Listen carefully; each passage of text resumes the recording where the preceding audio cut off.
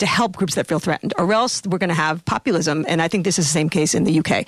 So some threat is real and some threat is imagined, but we need to kind of cope with the fact that we're not really doing much about that. And we, as a society in the U.S., I'm talking about, need to kind of help on that. And I think the other issue you raise is more symbolic threat, which has to do with, immigrants threatening a way of life and a national identity. And what I think is super interesting is that what we have is these echo chambers where people are not interacting with the other.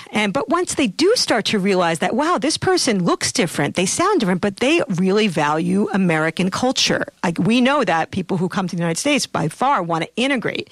They might want to maintain some of their traditions, but they want to integrate into society. And people misunderstand that because they stay in their own corners. They don't interact with people. So what we need to do is get more of that kind of interaction across cultural lines. And we know that from social psychology, that real meaningful contact can help do that. In some of my work recently, I've been doing that through daily diaries. Like, what happens if I just assign someone who's from a different culture a daily diary from someone that they never interact with, that they stereotype very extremely? And we did this in the U.S. and Pakistan. We found that after a week of people reading each other's actual diaries, unedited, that they had so much more of an understanding of their real lives.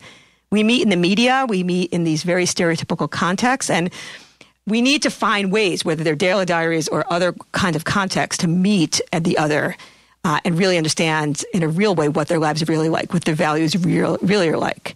And that hopefully would have more of an impact on reducing that symbolic threat, which is different than actual threat of occupations and economy and so forth.